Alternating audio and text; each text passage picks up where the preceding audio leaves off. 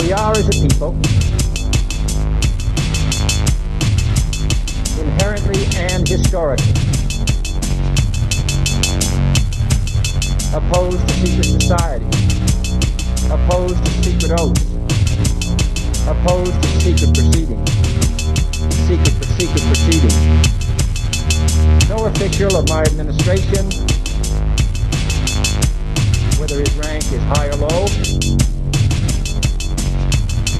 should interpret my words here tonight as an excuse to censor the news, to stifle dissent, to cover up our mistakes, or to withhold from the press and the public the facts they deserve to know.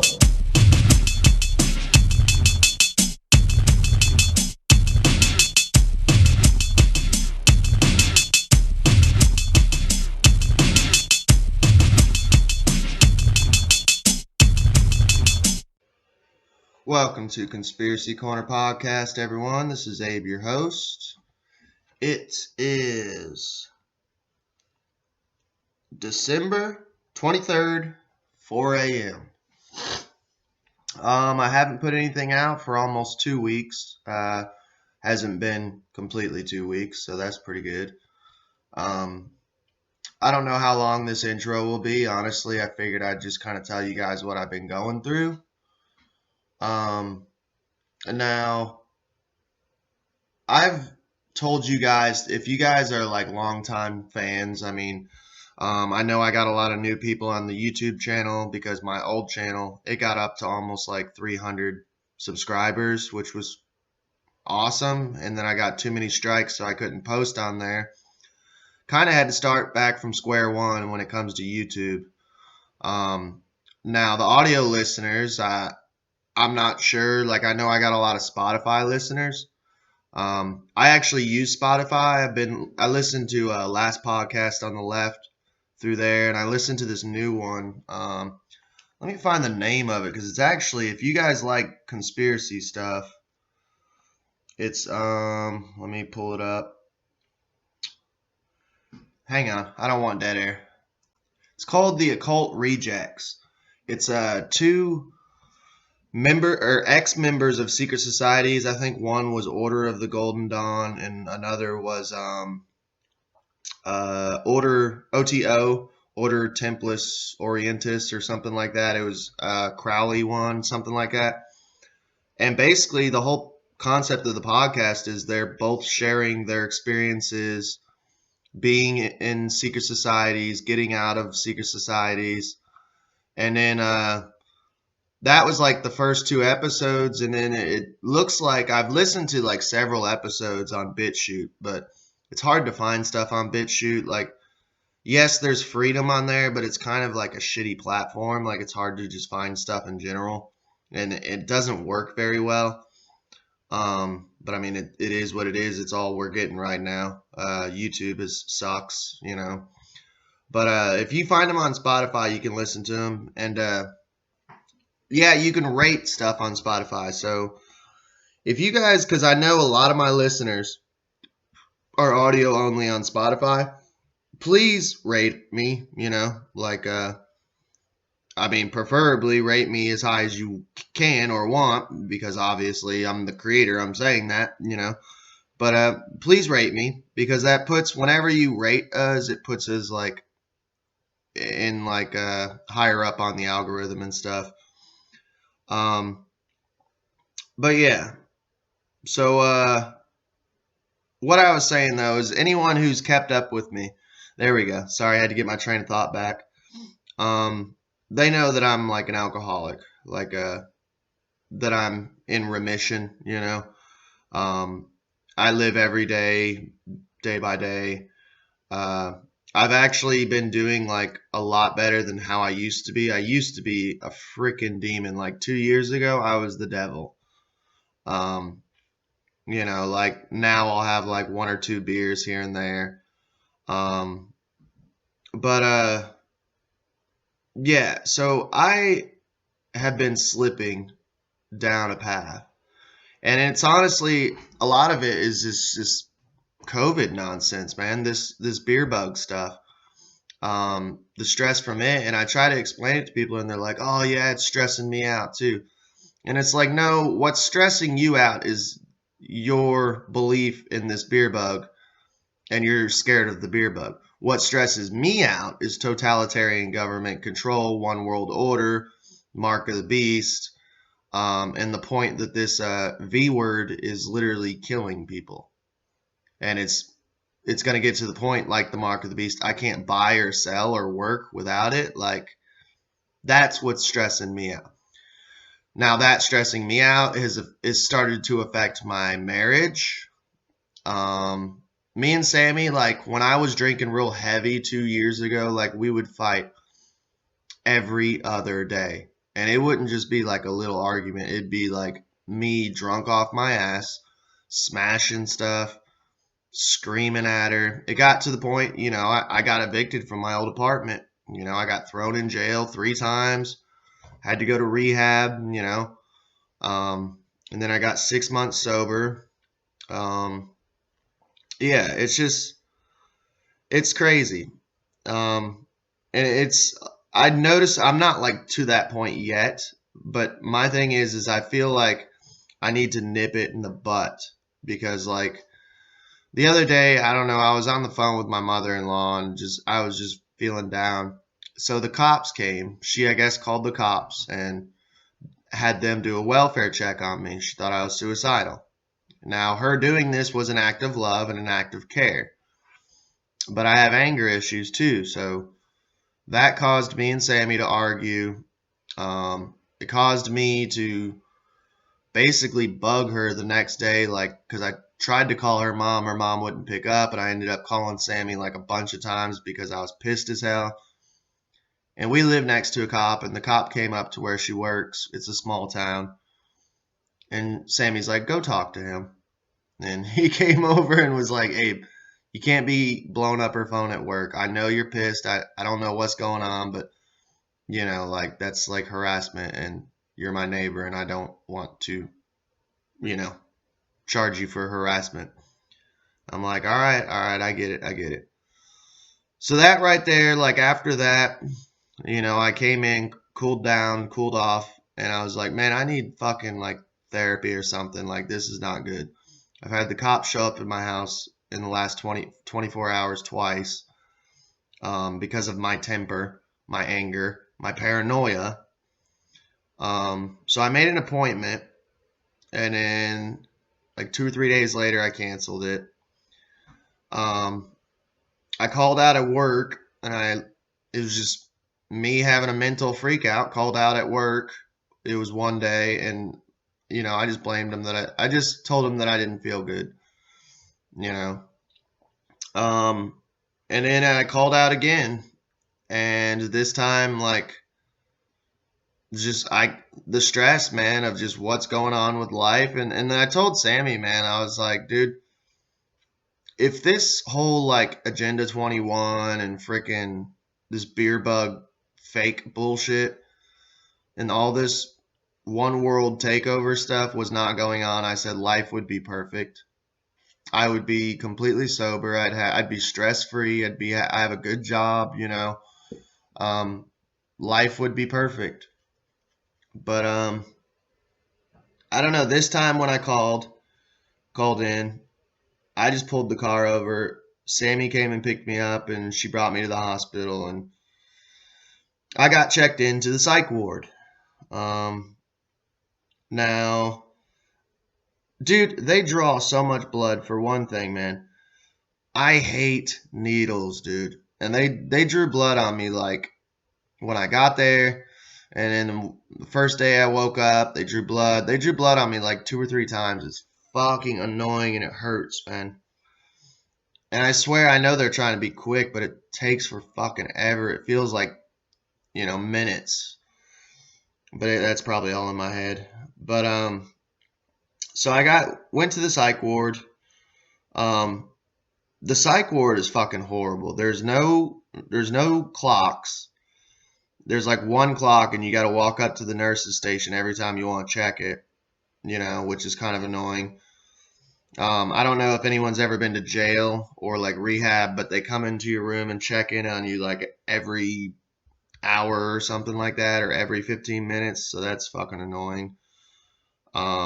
They keep it cold as hell. So I was freezing the whole time. Like, I had a room to myself because when I was getting checked in, I pretty much told them, look, man, like, I'm not violent or nothing, but I am super fucking paranoid.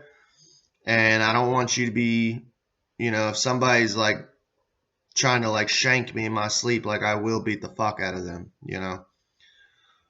So they put me in a room by myself with the windows all fogged out. You can't really tell if it's day or night. Which I ain't gonna lie though, I had an AC unit that was like super old, like from like it looked like it was from like the 50s or something. I was in UK. See, there we go. I just called myself we. That shows you how crazy I am. But I'm joking. No, I'm a little crazy. I'm not joking. But it was like some like old 1950s like AC unit, so it sounded like the wind, the way the noises it was making, like it sounded like the wind was blowing outside, and it sounded like it was raining all the time. So it was actually pretty dope. But I spent 3 days in there. And there's no TV. Like, at least in jail, there's a TV, and there's like other people like in your room that, there's like you and like 15 other dudes, like just you all can chill and talk and laugh and stuff. But yeah, it was just fucking horrible. So I spent like 3 days, like the first 2 days, I literally just sat there with a blanket over my head, and I slept as much as I could because I know that sleeping burns time. I've been to jail 3 times, and I like every time you go, like everyone thinks that there's just like everyone's walking around pissed off, shanking each other and shit, and it's not like that. Pretty much everybody's just sleeping all day as much as they can. And then the guards come in and give people meds, and I'm sure there's like sleeping meds and everything else they give them, psychological drugs, shit like that to keep them sleepy. It's pretty boring, you know. It's not as exciting as people make it out to be. But sleeping burns time, so that's what I did like the first 2 days. So I went in on a Saturday night, and the third night had rolled around. It would have been Saturday, Sunday. Yeah, Monday. I was on a 72-hour psychological evaluation, a psychological hold. 72-hour hold is what they call it. So on my third day, I'm like, hey, can I talk to the doctor? I went up to the nurse's station. They're like, yeah. And I'm like, yeah, this is day 3 of my 72-hour hold. I'm just wanting to talk to him, see when I can get out of here. And she turns around and says, in her little rolly chair, and says, yeah, weekends don't count. And it literally crushed me, man. I'm like, so I've already spent 3 days in here, and you're telling me that 2 of those days don't count, that they can this would be day 1, so I'd have to spend 2 more. That would be 5 days. And this place was driving me crazy. Like, if you're not crazy going into a 72-hour psych ward hold, you're crazier coming out. But the doctor came, he released me and stuff. So that was all good. But which I'm thankful for. Their food is fucking horrible. It's like jail food, dude. Like, I puked twice. I could not, like, my body was like, what the fuck are you putting in me? I barely ate because it's just garbage food. Yeah, there's a couple things though I wanted to share with my experience of being in the psych ward. Like, I'd been to Eastern State, I'd been to jail. I've actually I can put links if you're watching on YouTube. You can click on it. If you're not watching on YouTube, go to my YouTube channel. You can subscribe. It's Conspiracy Corner Podcast. The profile picture, it's a little bunny rabbit with a samurai sword. But yeah, when I did go in, I do want to bring this up because this is a conspiracy channel. When I did go in, I had to take a PCR test. And I didn't want to, But the lady's like, look, if you don't take this, we're going to take you to Eastern State. And I've been to Eastern State, and it sucks. Like I said, I'm not going to rehash the stories of Eastern State because I've already told it on my old channel. I will put those videos in the credits if you want to check out my jail story and my Eastern State story. It's 2 separate videos. I think it's pretty entertaining. So I was like, all right, fuck it, you know. Because, you know, I'll never, to the day I die, I will never take the V word. Like, they're going to have to hold it down and force it on me, and then, like, I'll do everything in my power to murder them. So the stick is littler than the big ones. They had a little one, and they do not shove it all the way into your brain barrier. So I don't know what test they were doing at the beginning of all this stuff with the huge long stick and shoving it all the way back, busting the brain barrier. But the one they did on me, it was a tiny little stick, like 4 inches long.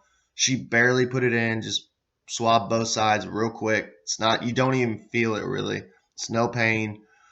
Now that, it was either that or Eastern State. And Eastern State, like, is like Arkham Asylum compared to, like, you know, the Ridge or UK Hospital. You know what I mean? I mean, it's not as bad as Arkham Asylum, but I really don't have another reference for it, you know. Yeah, it sucks. And that being said, like, I know I'm going to probably lose a lot of people on that. They're going to be like, oh, you fucking sell out. Look, dude, I'm just trying to get mental help, you know, because it's affecting my marriage. It's affecting my job. I can't keep missing work because of my mental shit. I can't keep arguing with my wife, you know, and ruining our marriage because of my mental shit. So, yeah, I took the PCR, and I know what's on the end of it. I know about Morgellons. I know there's particles that are moving. So, yeah, I probably have moving biological or nanotechnology inside of me now. Yeah, it sucks. It sucks. But it's either that or I get a divorce and lose my wife or lose my job and end up homeless. You know? Yeah, there was a couple funny things. Like, there was one dude, he half of his head was shaved. He shaved like half of his head. It was a black dude, but he was a trip, man. Like, I woke up one morning there and I heard he had like a room two rooms down, and I could hear him singing Michael Jackson, just Billie Jean is not my son. And it was like 7 a.m. I just rolled over and just started laughing, dude. I'm like, I can't help it. Like, he was like happy crazy. Like, I love like happy, giddy crazy. You know, that type of crazy doesn't bother me. I can hang out with that type of crazy all day, you know.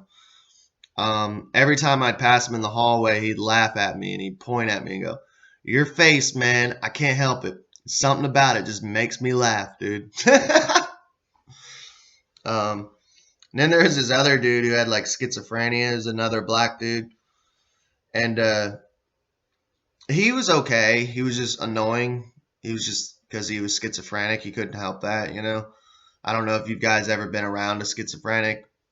He reminded me a little bit of like Wesley Willis, but Wesley Willis, I feel like I could have hung out with.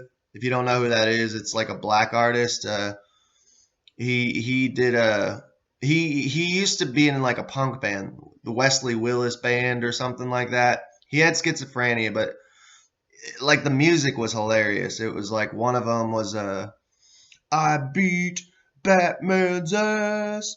I beat Batman's ass. That, and there's a Rock and Roll McDonald's one. Rock and Roll McDonald's. I don't know. Check out Wesley Willis. He kind of reminded me of him, but like an annoying version of Wesley Willis. So, you know. But this dude, so I'm sleeping, and you have to have your doors open so the nurses can come in and check every 15 minutes or whatever. Make sure you ain't like hung yourself like Jeffrey Epstein did not. But I hear some talking, and I recognize whose voice it is. It's this schizo black dude. So I'm like chilling, and I'm like, oh, he's just standing outside the door talking to himself or talking to someone else. And it starts getting louder and louder and louder. And finally, I realized, oh shit, this motherfucker's in my room. So I roll over real quick and yank the blankets off my head. And he goes, oh, hey, Abe, what's up? I was like, not much, just trying to sleep. What you doing in my room, bro? You're not supposed to come in other people's rooms. And he goes, oh, I'm sorry, man. I was just, talking. Trying to, you understand what I'm saying. And I'm like, yeah, I get it, buddy. And then he puts his hand out for a fist bump. I fist bump him. And he goes, oh, sorry about that. And he walks away and just leaves. And I just sat there for a little bit, making sure he wasn't going to come back, and just rolled over, went right back to sleep. And I was like, Jesus Christ. There was this little Asian girl there that she was kind of funny. I really didn't think she had anything wrong with her. I don't know why she was in there. She seemed very normal to me. But I'm not a doctor, But me and her like sat and did puzzles together, which was kind of cool. They did have like a room that they would open up, and it had like a television in it, so you could we watched South Park, which is hilarious. But she ended up giving her number away to some other dude in there, which was funny. It's like, yeah, that's probably not a good idea. Like, imagine, Daddy, where did you meet Mom? The Psych Ward. I don't know. Everybody in the room just looked at her like, are you seriously giving your phone number away to another mental patient? But anyways, long story short, that's what took me so long on getting another podcast out. I've just been going through some mental shit. They put me on a mood stabilizer, which I'm on like day 4 of it, and it feels pretty good. Like, I don't feel depressed. Me and Sammy haven't fought. I feel happy. I feel good. They put me on because they do know that I drink. I don't drink heavily like I used to, but I do drink, and they put me on this like non-craving pill, which I've been taking, and you can drink on it. It doesn't make you puke your guts up, but it does make it to where like you don't really need another beer. Like, you're not like, oh, I could use 3 or 4. It's like, no, you could have 1 or 2 and just be like, yeah, I'm good with that, you know. And I did make an appointment. I'm going to see a psychologist. I had a CT scan, but they never gave me the results of it. So I don't know. I need to call them up and check that out because I've had head trauma. I had a concussion when I was a kid, and when I was in jail, I fell and busted my head and broke my neck. Had to get stitches and wear a neck brace for a while, and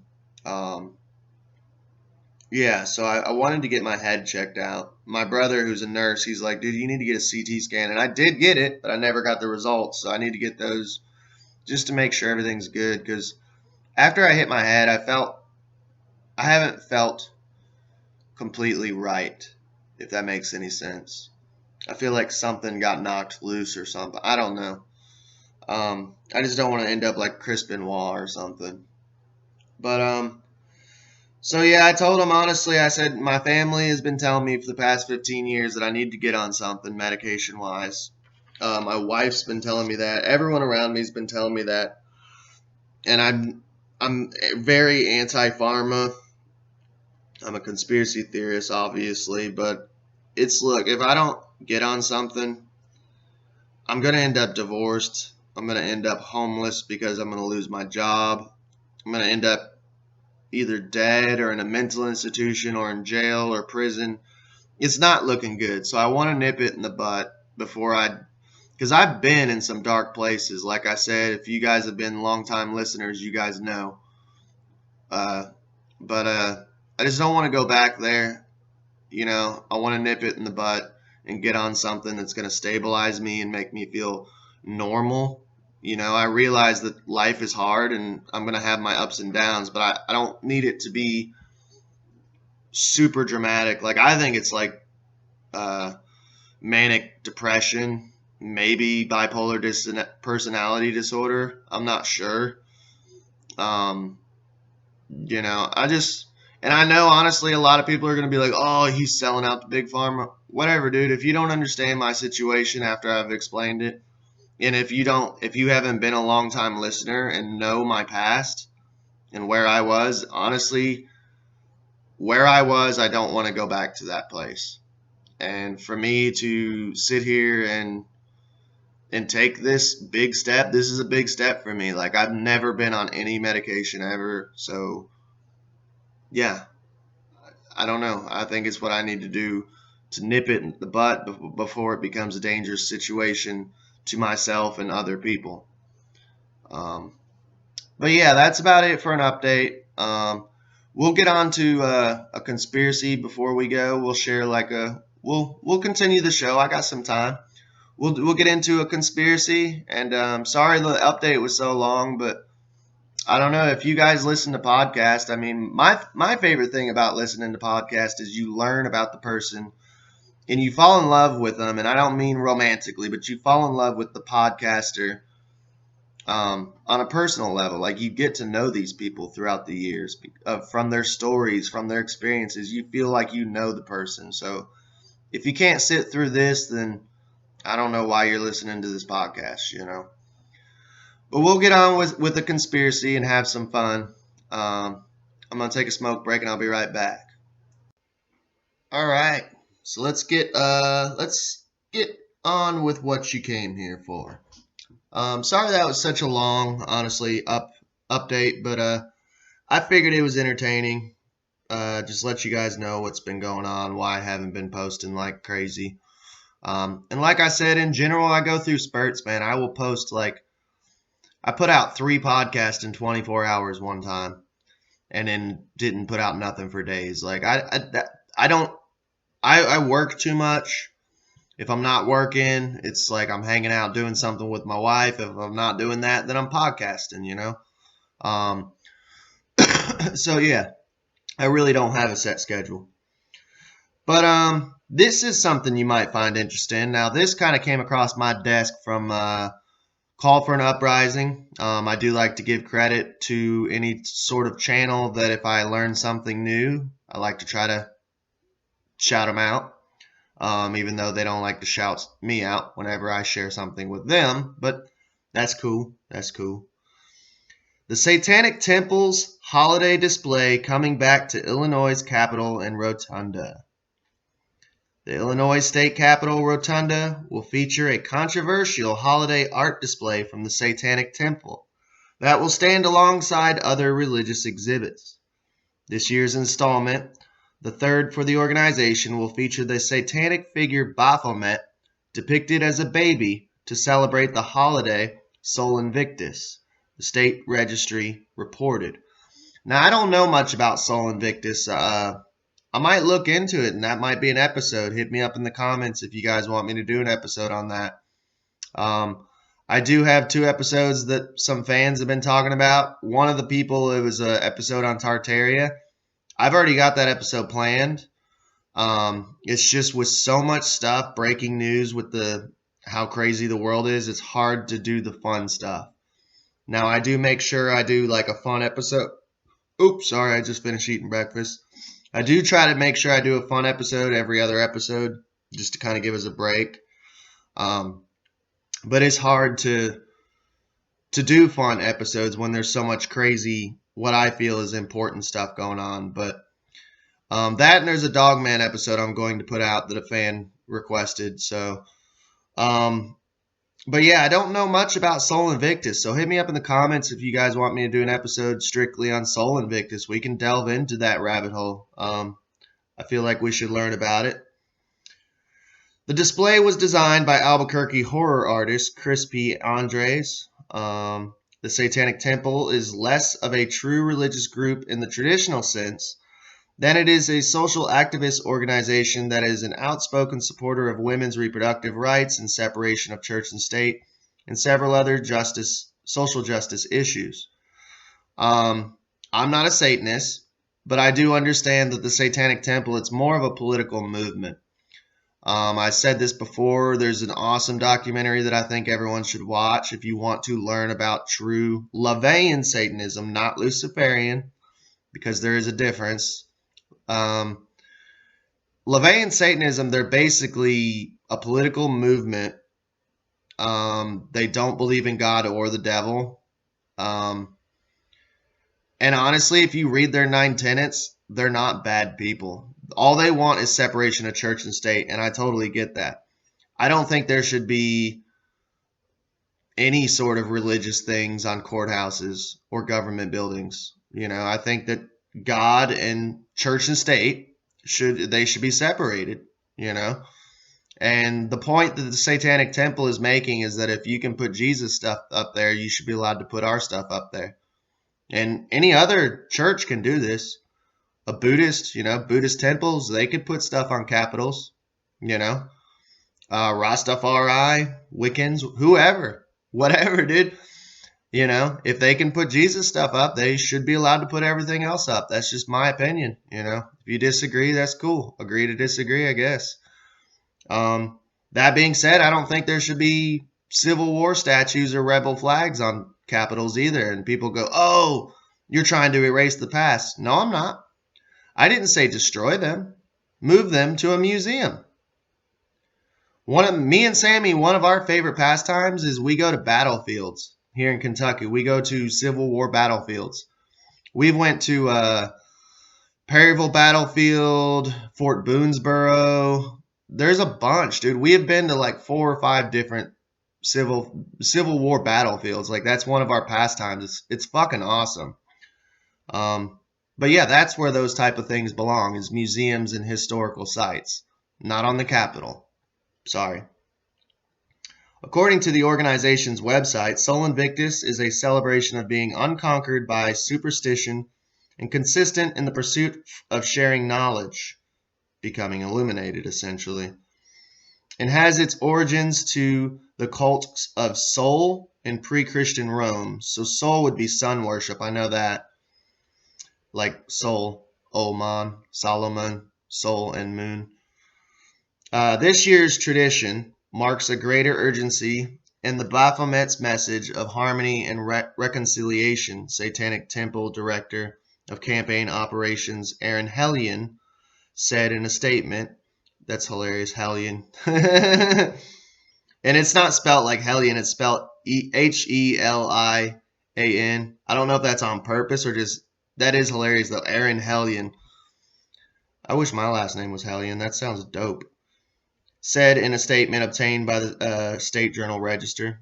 The display will be installed at 1 p.m. Monday at the Rotunda in Springfield, overseen by members of the congregation. So this is an older article, but it is up. It's fairly recent. It got put up here recently. So I will leave, if you're watching on YouTube, I'll leave an image so that way you can see what it looks like. If you're not, if you're watching on YouTube and you want to listen to us on audio only, you can, by the way. It saves your phone battery because I'm a night stalker, so I like to listen to podcasts while I'm working, and it helps when you're listening to like on an audio only platform because it saves your phone battery. You can find us on Breaker, Google Podcasts, Radio Public, Spotify, Anchor, and yeah. The display has been a source of controversy with local Christian leaders. A nativity scene was installed at the Rotunda recently at an event sponsored by the Diocese of Springfield, where Bishop Thomas Paprocki said the Satanic Temple's displays, quote, should have no place in this capital or any other place, according to the State Journal Registry. Well then, no offense, neither should your little Jesus nativity scene. This is a two-way street, people. Sorry. Mocking the millions of Christians in the state of Illinois and billions around the world by depicting the baby Jesus this Christmas with the satanic deity, Baphomet, is the very definition of evil and causing division. But that is to be expected from an organization that is in existence to troll people of faith, said Andrew Henson, a spokesperson for the diocese, told the State Register Journal. No, but at least they're protecting children, and they actually have like their own, Satanic Temple actually has a group that protects child abuse and religious abuse. But what's the Catholic Church doing to children? Huh? What about that? Satanic Temple extended its invitation to the bishop, quote, to hold hands with members of the Satanic Temple while we come together and stand before all of the religious displays at the rotunda. Hellion wrote. Oh, so the church is like, you guys are, this is evil, and they're just like, I want our group to hold hands with your group, and let's just be happy together. Let's hold hands and admire both your Christian nativity and the satanic one. Yeah, let's see how well that invitation went out. Bishop Paprocki declines the invitation to associate with evil and urges all people of true religion's faith to shun the devil, Hansen told the paper. Lucian Greaves, co-founder of the Satanic Temple, criticized the bishop's attitude as lacking a sense of unity. There you go. Lucius just outclass him. You guys want to be dicks, and we're just like, hey, we'll hold hands and be peaceful. Okay, you guys lack unity. Our real message is to reestablish pluralism, Greaves told the Journal Register. It doesn't mean that people with opposing viewpoints have to be in conflict. Agreed.